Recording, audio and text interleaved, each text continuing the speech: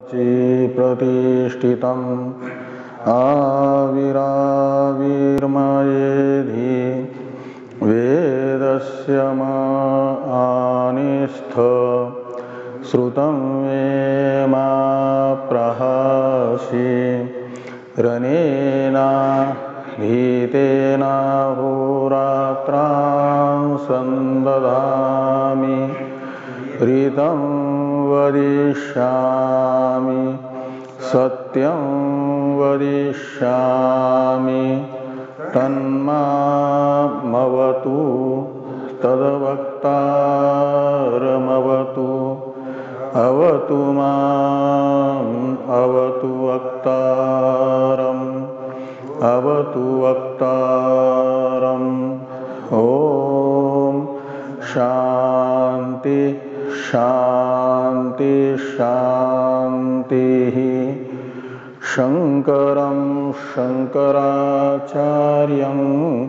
केशवं बादरायणं सूत्रभास्य कृतौ वन्दे भगवन्तौ पुनः पुनः। ईश्वरो गुरुरात्मेति मूर्तिभेद विभागिने व्योमवद्व्याप्तदेहाय दक्षिणामूर्तये नमः। ॐ शान्ति शान्ति शान्तिः।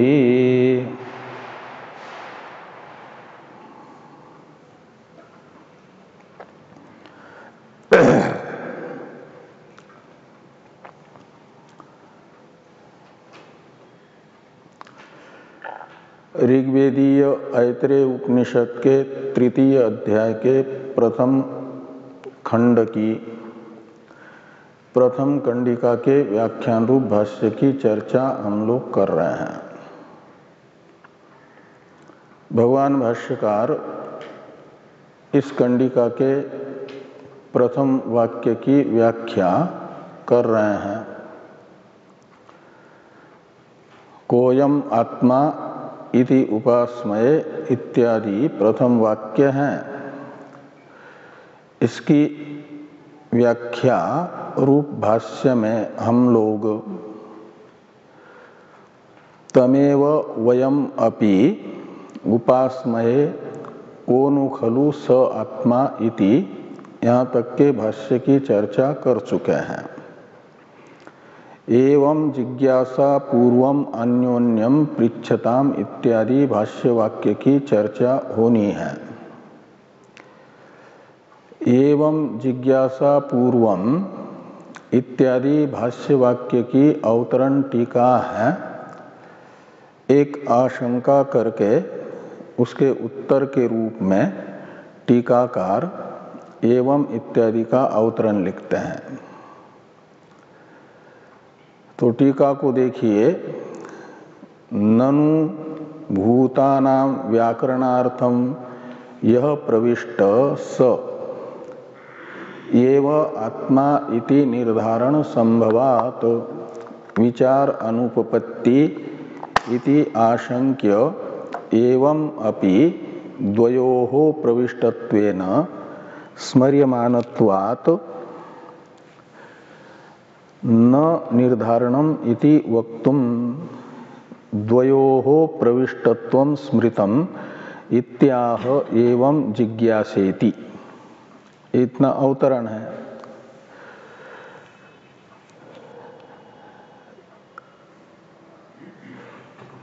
तो ननु शब्द का अर्थ होता है आशंका। ननु ये निपात है, कई अर्थों में आता है। तो यहाँ आशंका अर्थ में है। आशंका कौन सी है? तो आशंका बताई कि भूतानाम व्याकरणार्थम यह प्रविष्ट। तो भूत शब्द से लेना है यहाँ पर भूतों का कार्य जो भौतिक कार्यकरण संघात है,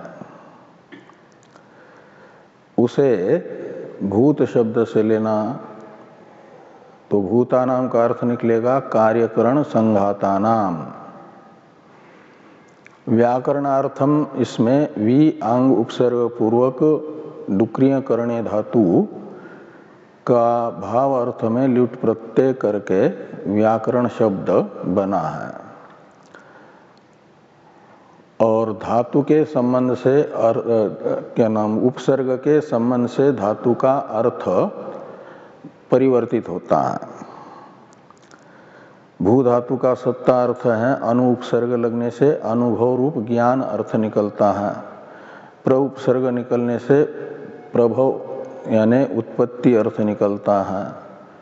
परा उपसर्ग लगने से पराभव का मतलब होता है पराजय। इस प्रकार ये उपसर्ग के संबंध से धातु का अर्थ परिवर्तित होता है, बदल जाता है। तो यहाँ वी और आंग उपसर्ग के संबंध से क्री धातु का जो कर्णारूप अर्थ था, क्रिया रूप अर्थ था, वह परिवर्तित होकर के क्रिया विशेष जो वदन है और ज्ञान है,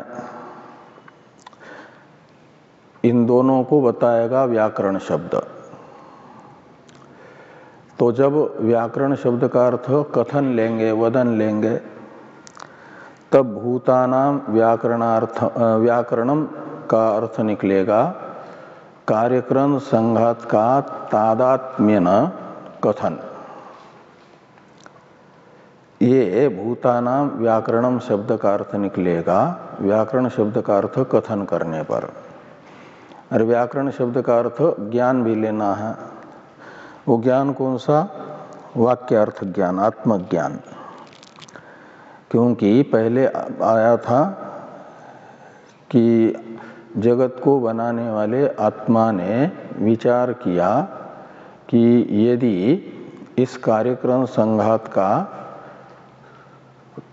व्यवहार कार्यक्रम संघात में प्रपद के द्वारा प्रविष्ट जो मेरा प्रतिनिधि है प्राण, उसी से हो जाएगा, तो मुझे कौन पहचानेगा? फिर मेरा ज्ञान कैसे होगा जिज्ञासु को? इसलिए स्वयं भी इस कार्यक्रम संघात में प्रविष्ट होने का निश्चय किया परमेश्वर ने कि प्राणियों को, जिज्ञासुओं को परमात्मा का ज्ञान हो जाए। इस उद्देश्य से परमात्मा ने भी इस कार्यक्रम संघात में प्रवेश किया है। ये बात पहले आई हुई है प्रथम अध्याय में। इसलिए व्याकरण शब्द का अर्थ उस वाक्य के अनुसार ज्ञान निकलेगा, आत्मज्ञान। तो भूतानाम व्याकरणार्थम का अर्थ निकलेगा कार्यक्रम संघात के साथ तादात्म्य रूप से स्वयं का कथन करने के लिए तथा परमात्म ज्ञान के लिए ये व्याकरणार्थम, इसमें अर्थ शब्द प्रयोजन को बताता है। व्याकरण भूतानाम व्याकरणम अर्थम, अर्थ यानी प्रयोजनम यस्य, उसे कहा जाएगा भूतानाम व्याकरणार्थम। ऐसा व्याकरण के लिए क्या हुआ? प्रवेश हुआ। यस्य प्रवेशनस्य, अन्य पदार्थ हो जाएगा प्रवेश। तो यह प्रविष्ट, तो भूतों का तादात्म्य संबंध से कथन करने के लिए तथा स्वयं के जिज्ञासु को ज्ञान के लिए जिसने इस शरीर में प्रवेश किया है, स एव आत्मा, वही आत्मा हो जाएगा।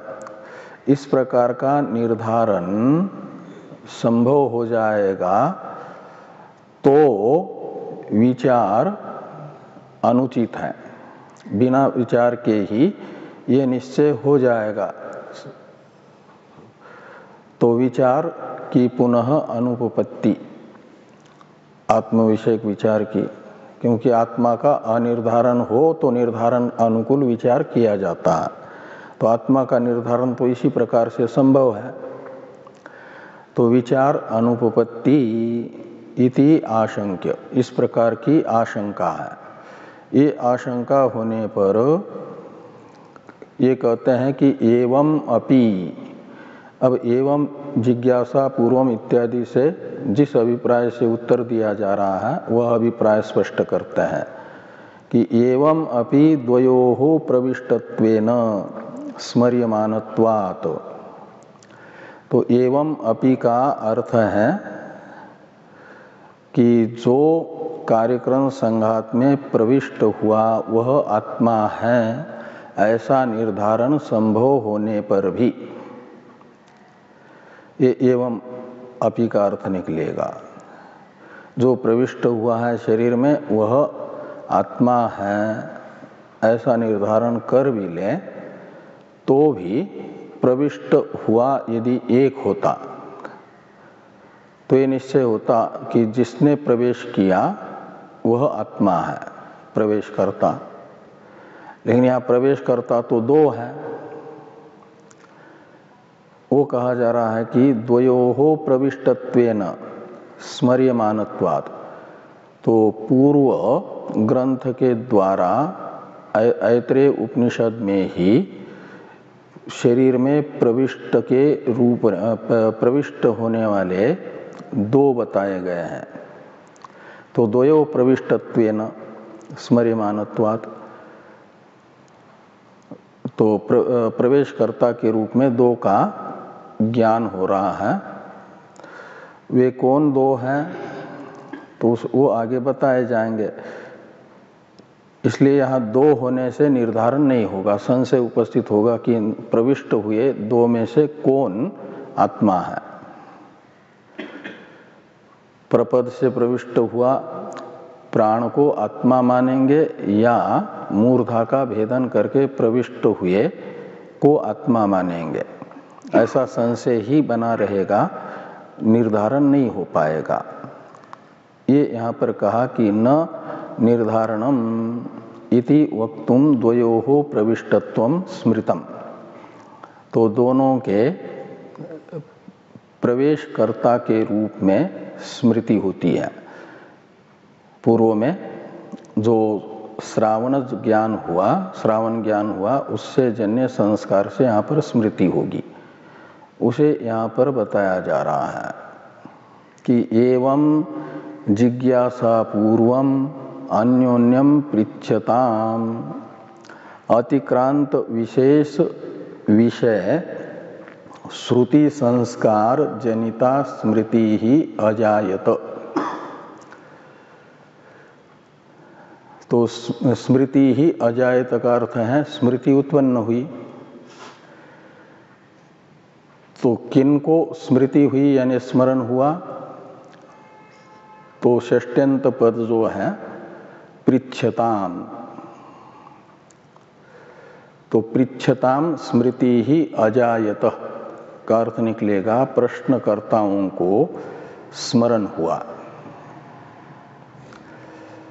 किसको प्रश्न कर रहे हैं तो कहते हैं अन्योन्यम, यानी जिज्ञासु बैठे हैं कहीं मिलकर के और एक दूसरे से पूछ रहे हैं। तो खाली समय पास करने के लिए पूछ रहे हैं या जानने की इच्छा से पूछ रहे हैं। तो इसका उत्तर देते हुए कहा कि एवं जिज्ञासा पूर्वम, तो जिज्ञासा उन्हें है आत्म विषय को, आत्म जिज्ञासु बन करके एक दूसरे से पूछ रहे हैं, यानी जिज्ञासुओं का प्रश्न है।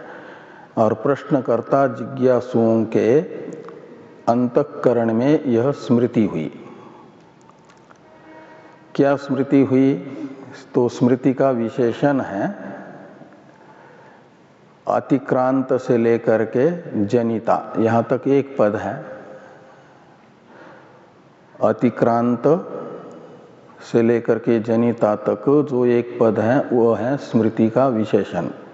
स्मृति ही स्त्रीलिंग प्रथमा का एक वचन है ना, और इसलिए जनिता में भी स्त्रीलिंग है, टाप हुआ है, प्रथमा एक वचन है। अजायत क्रिया का करता है स्मृति। उत्पन्न हुई स्मृति का विशेषण ये है।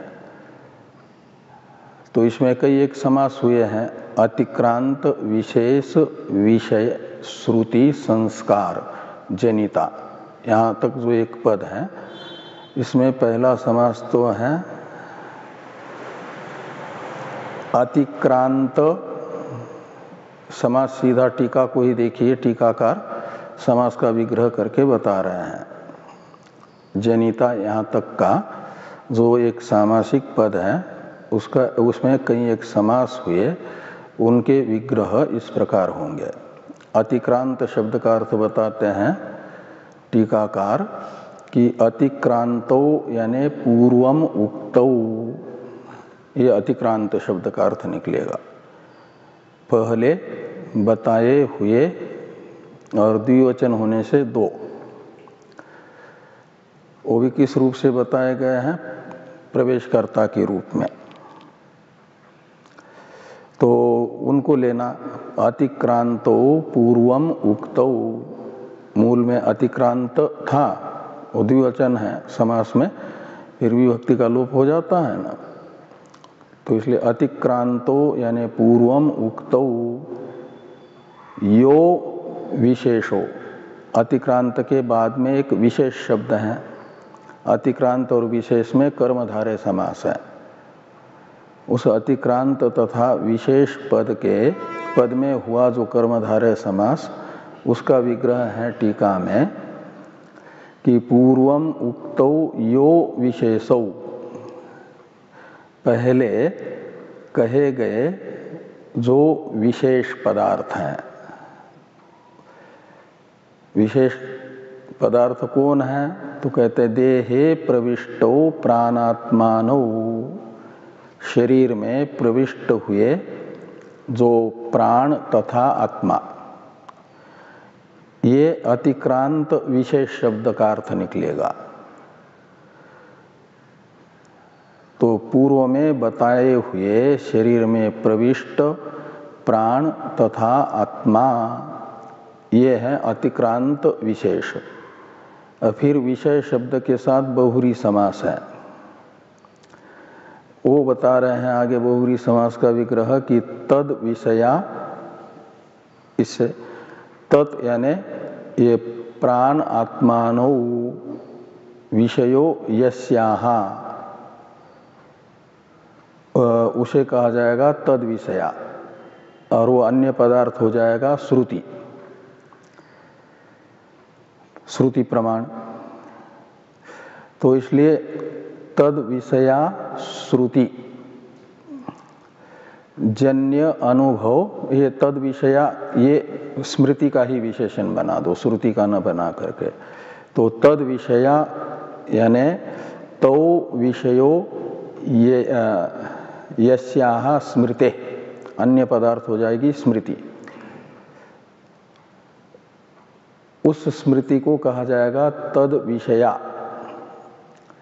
का मतलब पहले शरीर में प्रविष्ट के रूप में बताए गए प्राण आत्म विषयक स्मृति। और तो भाष्य में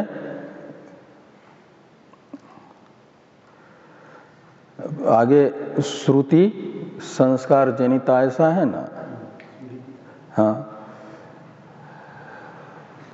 तो ये जो प्राणात्म विषयक स्मृति हो रही है, वह किसको लेकर के हो रही है? तो कहते हैं स्मृति तो होती है संस्कारजन्य, और संस्कार होता है अनुभवजन्य, और अनुभव होता है प्रमाण से। अनुभव एक ज्ञान है ना, वो दो प्रकार का होता है, एक भ्रमात्मक ज्ञान, प्रमात्मक ज्ञान।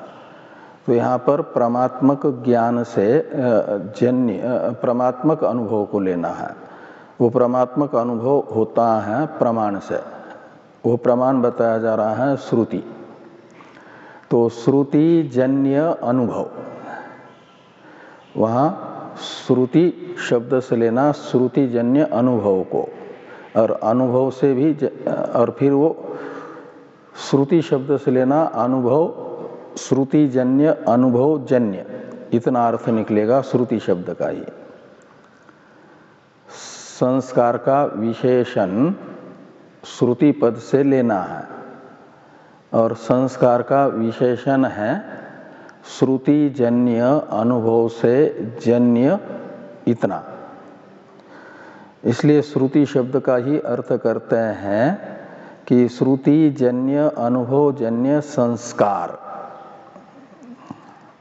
अनुभव जन्य यहाँ तक वो श्रुति पद का अर्थ निकलेगा कि श्रुति से उत्पन्न हुआ जो अनुभव, उस अनुभव से उत्पन्न संस्कार, उसे श्रुति संस्कार कहा जाएगा। सीधे श्रुति प्रमाण से संस्कार नहीं होगा, श्रुति प्रमाण से हो जाएगा अनुभव और उस अनुभव से जन्य हो जाएगा संस्कार। तो श्रुति जन्य अनुभव जन्य जो संस्कार और उस संस्कार से उत्पन्न होगी स्मृति, उसे कहा गया श्रुति जन्य अनुभव जन्य संस्कार जनिता स्मृति। तो इसमें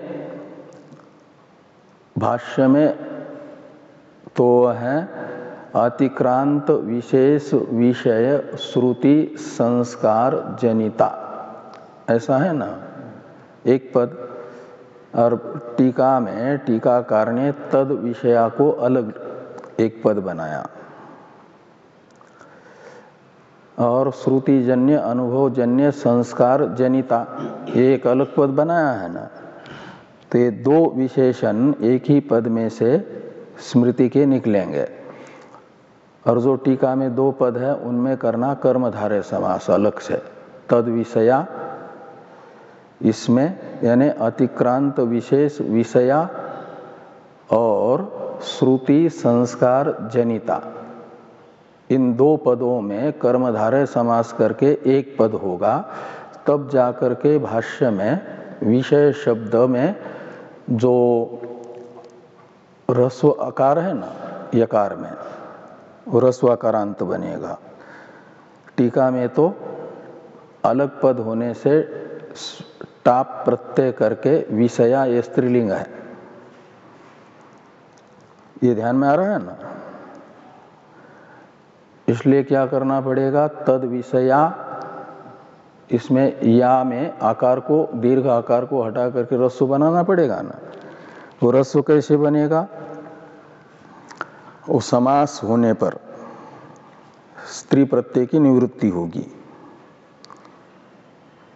स्त्री प्रत्यय की निवृत्ति होने से टाप चला जाएगा तो रस्व आकार बचेगा। इसलिए एक अतिक्रांत विशेष विषया और श्रुति संस्कार जनिता, इसमें कर्मधारय समास हुआ। और तब जाकर के भाष्य में एक पद हुआ अतिक्रांत विशेष विषय श्रुति संस्कार जनिता, ये स्मृति का विशेषण बना। लेकिन जब विग्रह करेंगे तो इसी एक पद में से दो विशेषण निकलेंगे स्मृति के। पूर्व में कथित प्राण आत्म विषयक वो स्मृति है, वो स्मृति के विषय को बताने वाला प्रथम विशेषण हो जाएगा। और स्मृति के कारण को बताने वाला विशेषण हो जाएगा श्रुति संस्कार जनिता, ये विशेषण। तो श्रुति प्रमाण से अनुभव हुआ, अनुभव से जन्य संस्कार हुआ और उस संस्कार से स्मृति उत्पन्न हुई, ये बताया। और ये सब चर्चा हो किस लिए रही है, ये दिखाना है कि शरीर में जो प्रविष्ट हुआ है वह आत्मा है, ऐसा निर्धारण संभव हो जाएगा तो विचार व्यर्थ है। ये जो शंका की गई है पूर्व पक्षी के द्वारा विचार के अनुपपत्ति की, इस आशंका का निराकरण करने के लिए विचार की उपपत्ति दिखा रहे हैं। और विचार की उपपत्ति तब होगी जब विशेष निर्धारण संभव नहीं होगा विचार के बिना। तो विचार के बिना विशेष निर्धारण असंभव है, ये दिखा रहे हैं। इसे दिखाने के लिए, असंभव दिखाने के लिए दो प्रविष्ट पदार्थ बताने पड़ेंगे। तो दो प्रविष्ट पदार्थ बताए जा रहे हैं, प्राण तथा आत्मा। तो इसलिए ये निर्धारण नहीं हो पाएगा कि जो प्रविष्ट हुआ वह आत्मा है। तो प्रविष्ट हुआ एक ही होता तो इस प्रकार का निर्धारण हो जाता, लेकिन यहाँ तो प्रविष्ट हुए दो हैं, प्राण तथा आत्मा। तो इन दो में से कौन आत्मा है ये निर्धारण संभव नहीं होगा, असंभव ही रहेगा। उसके लिए विचार करना जरूरी होगा। ये बताने के लिए ये सब भाष्य आ रहा है। अब भाष्य में जो तम प्रपदाभ्याम प्रापद्यत इत्यादि वाक्य हैं, इसका अवतरण लिखते हैं टीकाकार। इसे देखिए कि ताम एव स्मृतिम स्वरूपतो दर्शयति तम प्रपदाभ्याम इति। तो ताम एव स्मृतिम यानी पूर्वोक्त प्राण तथा आत्म विषयनी जो स्मृति है, उसी स्मृति का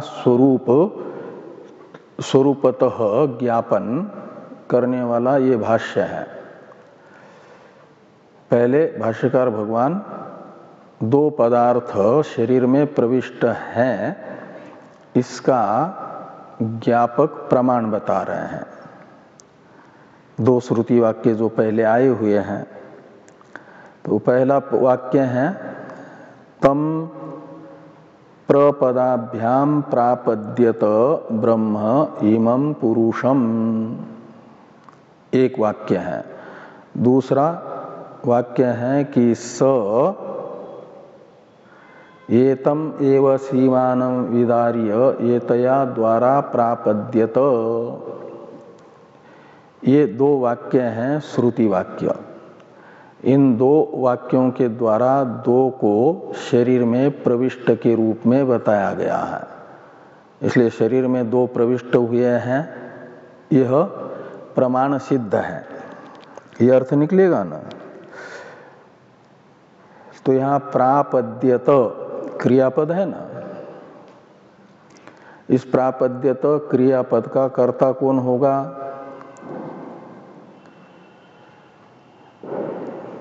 तम प्रपदाभ्याम प्रापद्यत ब्रह्मेमं पुरुषम।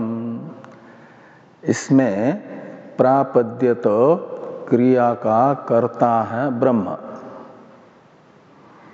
और कर्म है तम इमं पुरुषम। इसमें पुरुषम ये द्वितीयांत प्रापद्यत क्रियापद का कर्म है, कर्ता है ब्रह्म पदार्थ।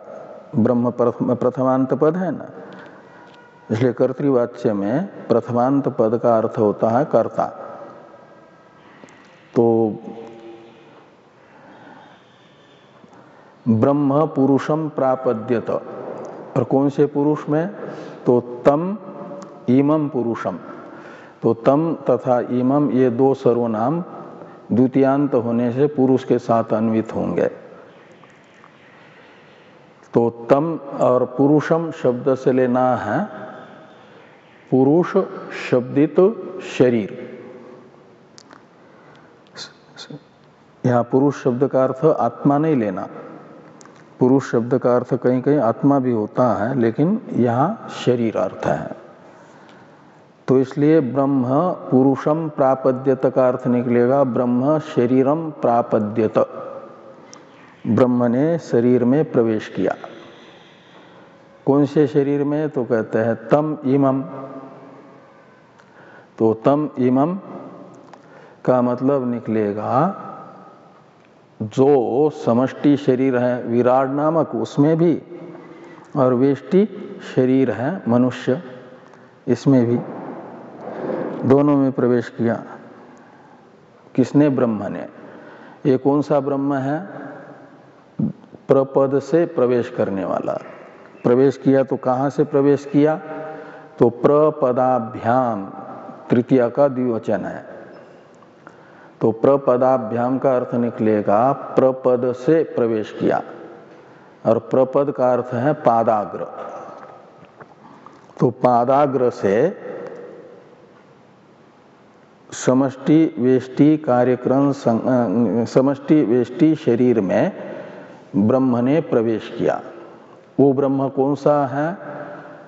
प्रपद के द्वारा प्रवेश करने वाला वो कार्य ब्रह्म। कार्य ब्रह्म का दूसरा नाम है सूत्रात्मा, प्राण। प्राण कहते हैं, सूत्रात्मा कहते हैं। वेष्टि में आया तो प्राण, समष्टि में प्रविष्ट हुआ तो सूत्रात्मा। ये कार्य ब्रह्म है। प्राण को कार्य ब्रह्म कहा जाता है, इसलिए यहाँ ब्रह्म शब्द से लेना प्राण को, कार्य ब्रह्म को। तो कार्य ब्रह्म ने प्रवेश किया प्रपद से, और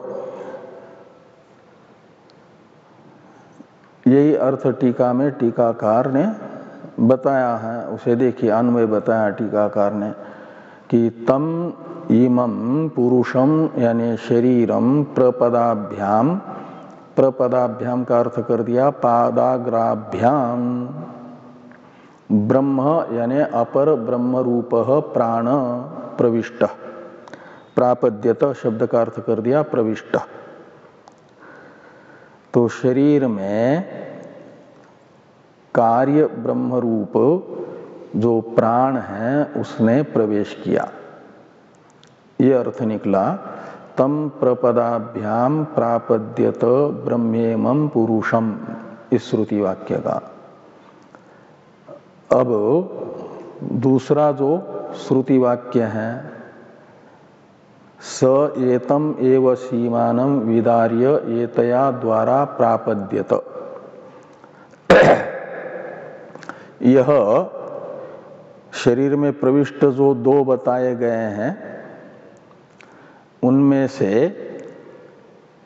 एक को तो बताया गया तम प्रपदाभ्याम इस वाक्य के द्वारा, दूसरे को बताने वाला ये वाक्य है। इसी रूप में अवतरण लिखते हैं टीकाकार इस वाक्य का कि अन्यस्य प्रवेशे श्रुतिम आह स एतम इति। तो अन्य का अर्थ निकलेगा दूसरा, वो किससे अन्य यानी दूसरा, तो प्राण से। तो प्राण से अन्य जो आत्मा है दूसरा, उसके प्रवेश का ज्ञापक श्रुति प्रमाण यहाँ पर बताया जा रहा है। स एतम एव सीमानं विदार्य एतया द्वारा प्रापद्यत, इसमें स शब्द से लेना है आत्मा को, और एतम एव सीमानं शब्द से लेना है मूर्धा को। तो मूर्धा का विदार्य का अर्थ है विदारण करके, मूर्धा को विदारण करके एतया द्वारा प्रापद्यत, यानी मूर्धा रूप द्वार से स यानी आत्मा प्रापद्यत यानी प्रविष्ट, किसमें? तो तम एतम का अनुवर्तन ले आना इधर भी। तम एतम क्या नाम, तम इमं पुरुषम, इस शरीर में आत्मा ने प्रवेश किया मूर्धा रूप द्वार से। द्वारा तृतीयांत है, द्वार शब्द है, स्त्रीलिंग है, इसलिए ये तया, ये जो द्वार का समानाधिकरण ये तत् शब्द है उसमें तृतीया स्त्रीलिंग हुआ, एक वचन। अब ये तम एव पुरुषम द्वे ब्रह्मणि इत्यादि वाक्य की अवतरण टीका है, इसे देखिए। श्रुतिभ्याम लब्धम अर्थम आह एतम एव इति, ये जो दो श्रुतियां हुई, तम प्रपदाभ्याम एक और स एतम एव सीमानम विदार्य दूसरी, इन दो श्रुतियों से जो अर्थ प्राप्त हुआ, इन्होंने शरीर में प्रविष्ट दो को बताया है, दो वाक्यों ने, वही अर्थ इस वाक्य से भाष्यकार भगवान बता रहे हैं। ये भाष्यकार भगवान का अपना वाक्य है, पूर्ववर्ती दो तो श्रुति वाक्य थे। तो एतम एव पुरुषम द्वे ब्रह्मणि इतरेतर प्रातिकूल्येन प्रतिपन्ने इति। तो एतम एव पुरुषम, ये प्रतिपन्ने का कर्म है, एतम एव पुरुषम, और यहाँ भी पुरुष शब्द का अर्थ है शरीर। तो एतम एव पुरुषम यानी शरीर, इसी शरीर में द्वे ब्रह्मणि, एक ही शरीर में द्वे ब्रह्मणि प्रातिकूल्येन प्रतिपन्ने। तो द्वे ब्रह्मणि प्रतिपन्ने, प्रतिपन्ने ये द्विवचन है, वो कर्तार्थ में अक्त प्रत्यय हुआ है प्रति उपसर्ग पूर्वक पद धातु से, तो बन गया प्रतिपन्न। निष्ठा तो न पूर्वस्य च द, ऐसा एक सूत्र आता है ना, उससे हो गया वो निष्ठा प्रत्यय जो क्त है उसे नकार, और फिर दकार को येरोनुनासिके नुनासिको वा से अनुस्वार होकर के वो प्रतिपन्न ये बन जाता है का मतलब। और प्रातिकूल्येन, इतरेतर प्रातिकूल्येन में इतरेतर शब्द से लेना, दोनों एक दूसरे के प्रातिकूल्येन शब्द का अर्थ निकलेगा अभिमुखतया। एक पादाग्र से प्रविष्ट हुआ, दूसरा मूर्धा से प्रविष्ट हुआ, इसलिए एक दूसरे के अभिमुख होकर के प्रविष्ट हो जाएंगे ना। तो प्रातिकूल्येन शब्द का अर्थ है अभिमुखतया। ये टीकाकार अर्थ करते हैं, टीका को देखिए कि अत्र इति श्रुतिभ्याम इति अध्यारित्य, इति श्रुतिभ्याम इतरेतर प्रातिकूल्येन इतरेतर अभिमुखतया एतम एव पुरुषम यानी पुरुष शरीरम प्रतिपन्ने प्रविष्टे द्वे ब्रह्मणि इति स्मृति ही अजायत इति अन्वय, ऐसा अन्वय समझना। तो यहाँ पर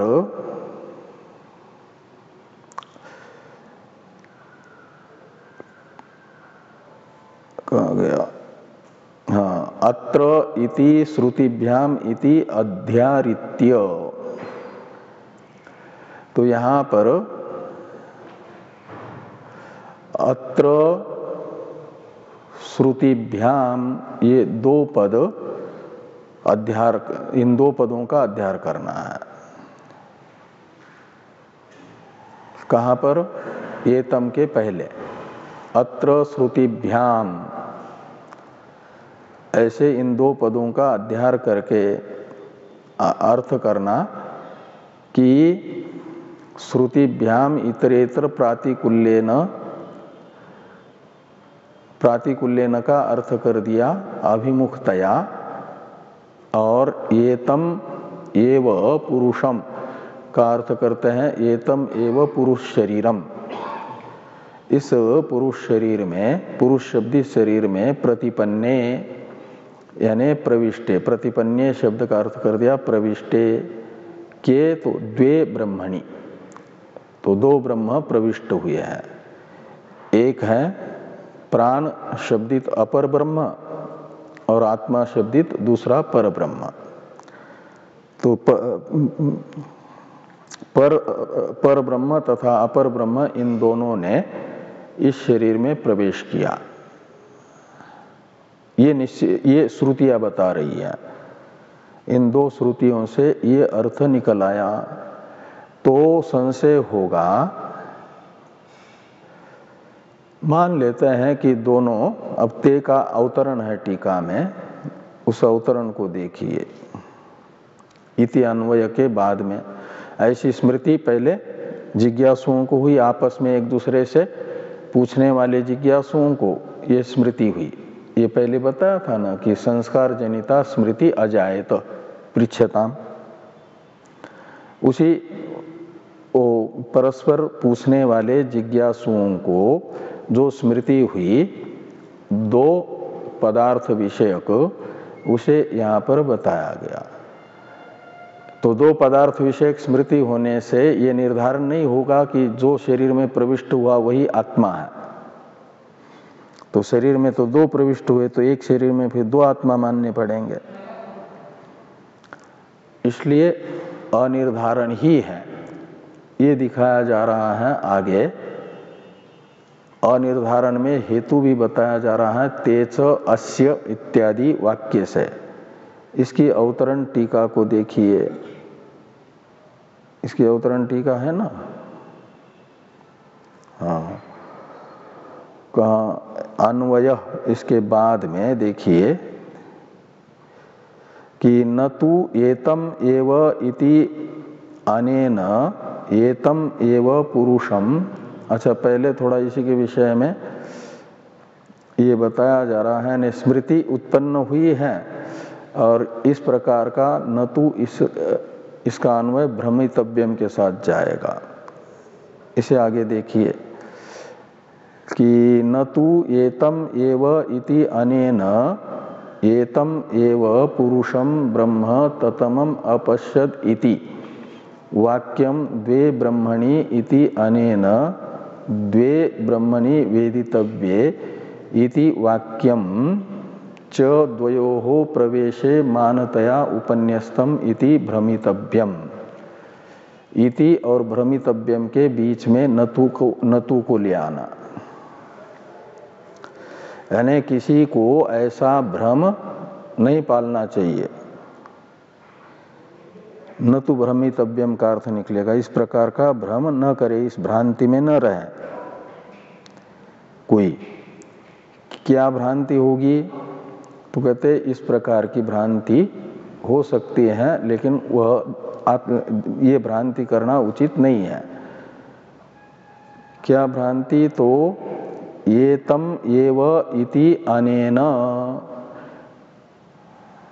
तो ये जो वाक्य है ये तम एव पुरुषम, इतने से, इस वाक्य से, यानी भाष्यस्थ ये जो ये तम एव पुरुषम द्वे ब्रह्मणि इतरेतर प्रातिकूल्येन प्रतिपन्ने, इस वाक्य के विषय में ये चर्चा चल रही है।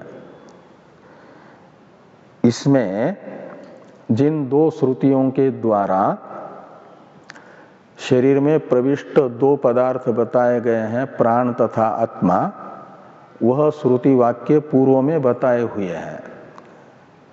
तम प्रपदाभ्याम प्रापद्यत एक, और दूसरा स एतम एव सीमानम विदार्य, ये इन दो श्रुतियों से एक शरीर में प्रविष्ट हुए दो पदार्थ प्रतीत हो रहे हैं। ये यथार्थ भाष्य वाक्य अर्थ, भाष्य का अर्थ निकलेगा, वास्तविक अर्थ। लेकिन कोई ऐसा यहाँ पर भ्रम न करें कि ये तम एव पुरुषम, यह वाक्य बता रहा है कि ये तम एव पुरुषम ब्रह्म ततमम अपश्यत, इस वाक्य को, ये भी एक श्रुति वाक्य आता है कि ये तम एव, कहाँ गया, हाँ, ये तम एव पुरुषम ब्रह्म ततम अपश्यत, ये एक श्रुति वाक्य है ना। तो ये तम एव, इससे इस श्रुति वाक्य को भाष्यकार भगवान बता रहे हैं, एक ब्रह्म को शरीर में प्रविष्ट होने दिखाने वाला वाक्य, और दूसरा द्वे ब्रह्मणि इस वाक्य के द्वारा बताया जा रहा है द्वे ब्रह्मणि वेदितव्ये, इस श्रुति वाक्य को। यानी पूर्व में बताए गए दो श्रुति वाक्य से अतिरिक्त दूसरे दो श्रुति वाक्य हैं जो इस शरीर में प्रविष्ट हुए दो ब्रह्म को बता रहे हैं। क्योंकि वहां द्वे ब्रह्मणि पद आया हुआ है ना,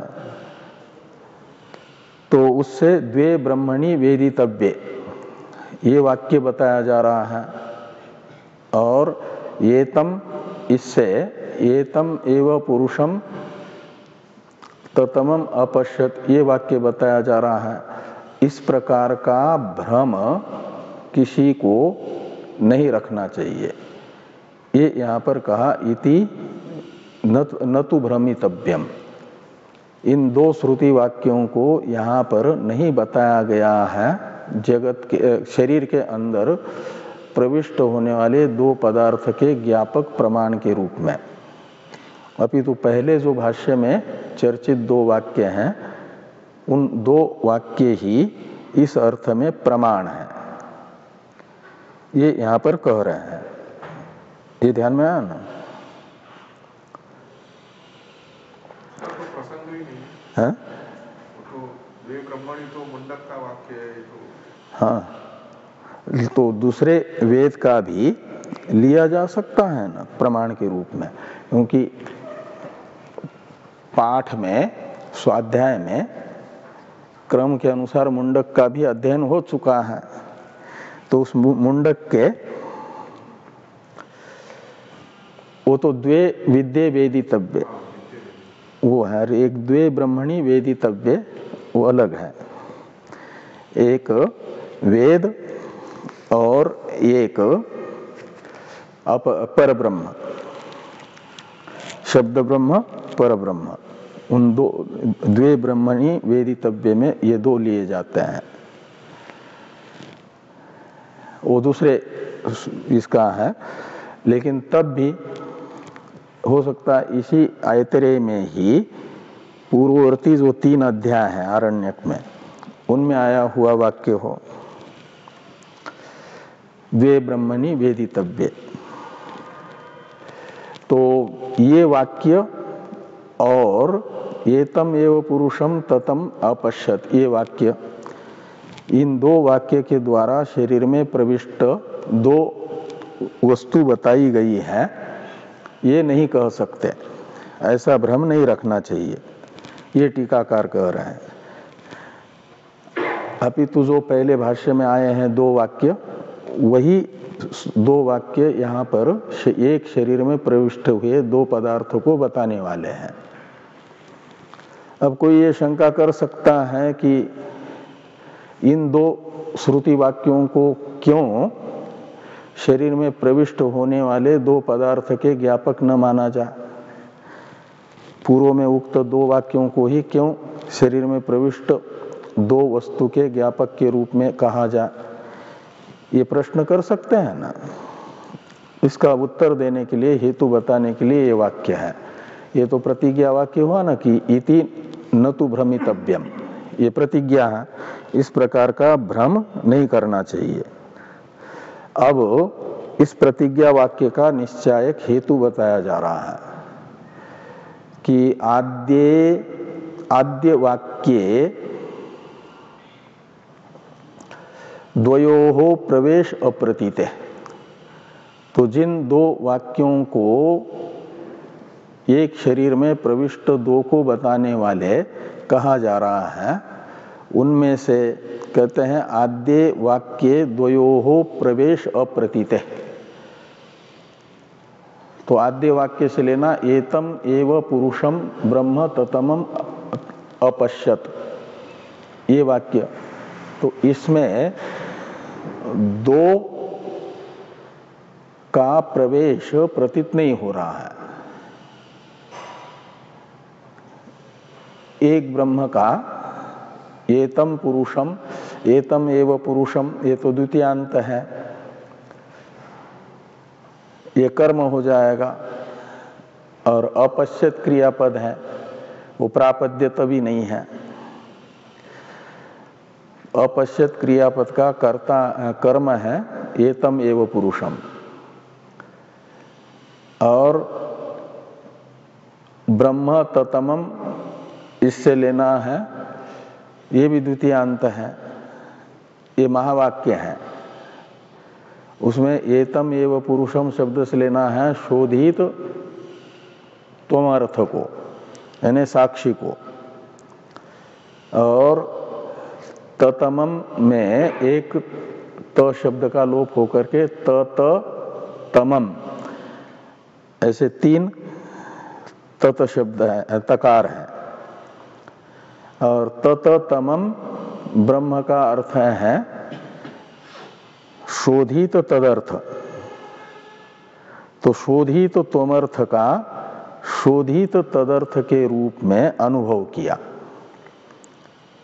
ये अर्थ निकलेगा एतम एव पुरुषम ब्रह्म ततमम अपश्यत का। तो इसमें तो एक ही वस्तु प्रतीत हो रही है ना, ब्रह्मात्म एकत्व प्रतीत हो रहा है। तो ये कह रहे हैं कि आद्य वाक्य द्वयोः प्रवेश अप्रतीत है, एक तो ज्ञान वहाँ है, प्रवेश भी नहीं है, तो 2 के प्रवेश की प्रतीति प्रथम वाक्य में न होने से ये भ्रम नहीं करना चाहिए, एक हेतु हुआ। दूसरा हेतु हुआ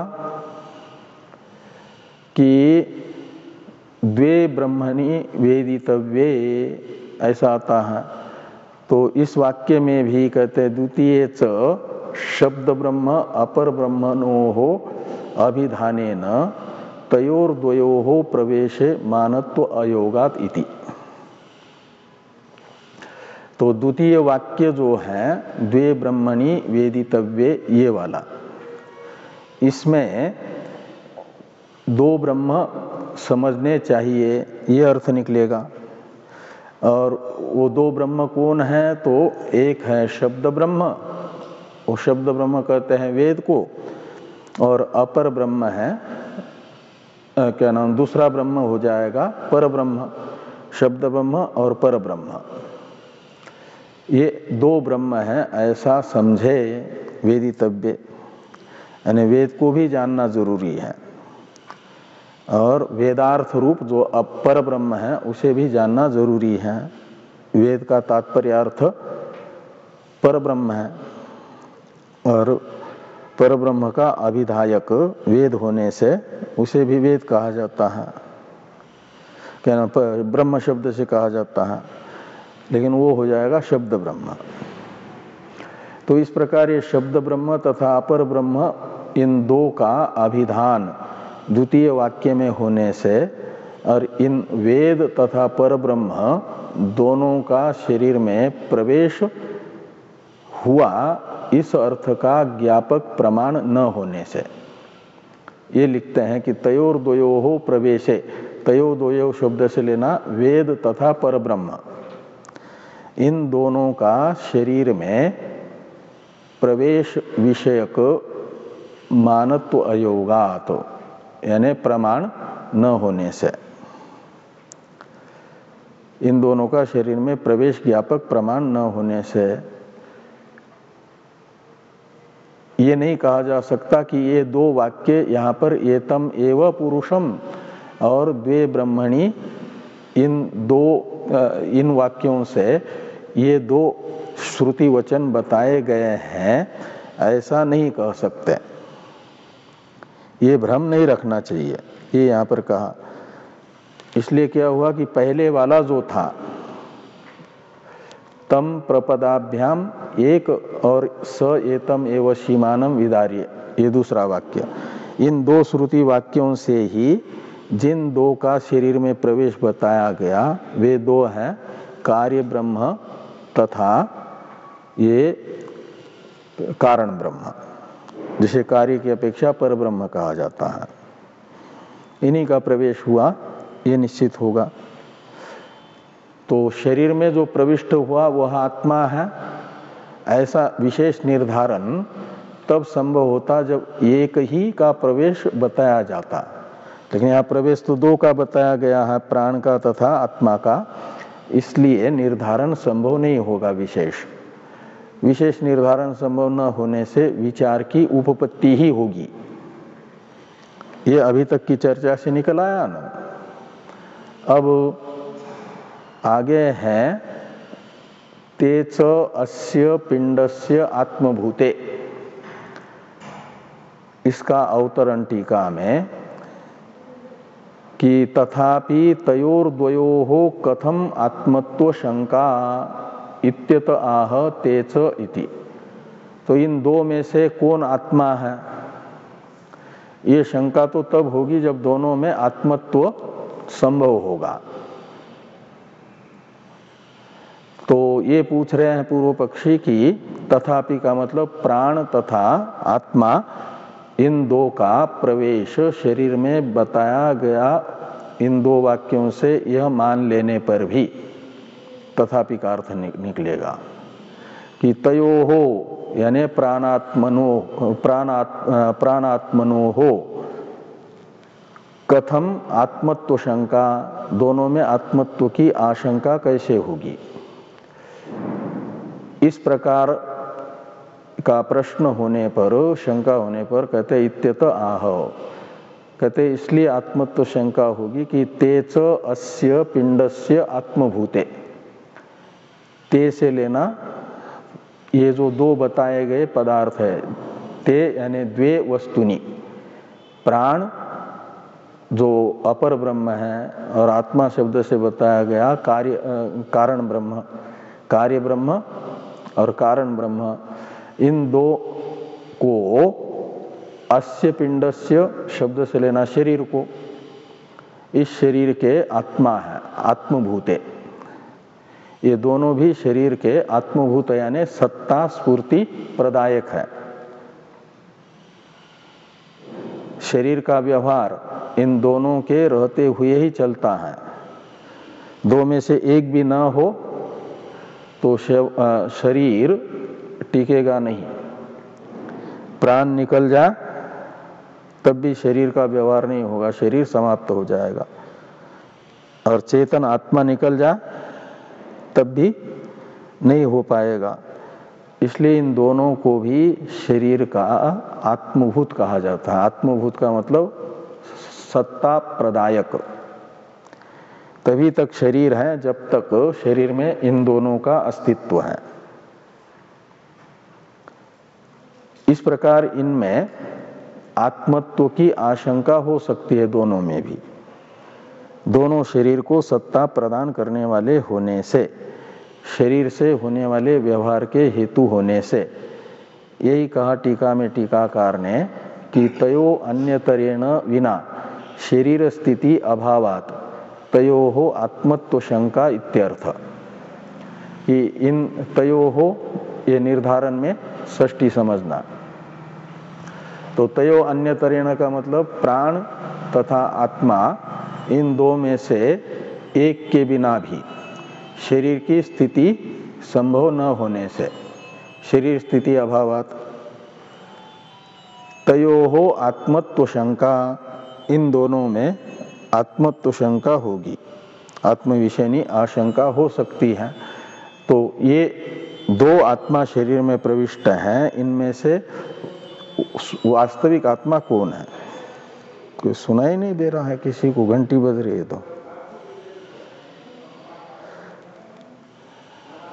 तो ये आशंका हो सकती है, दो में से कौन आत्मा है इस प्रकार की, ये कहा गया। अब तयो अन्यतर आत्मोपास्यो इत्यादि वाक्य आ रहा है, इसकी अलग से अवतरण टीका भी है। ये सब चर्चा हम लोग करते हैं कल।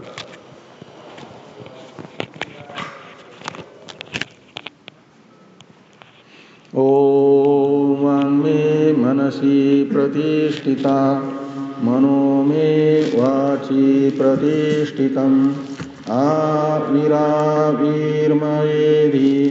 वेदस्य मानिस्थ श्रुतं मे मा प्रहासि रणेनाधीतेनाहोरात्रान्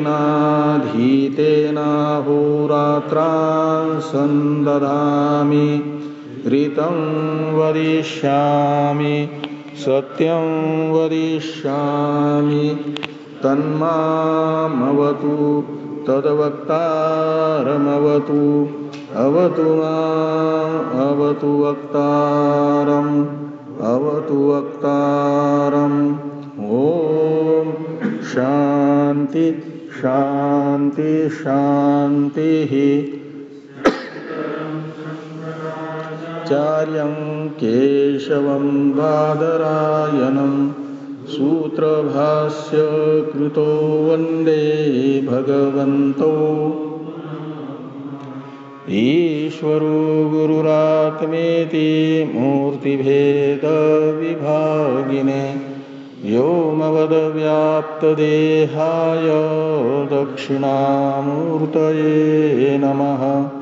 ओम शांति शांति शांति।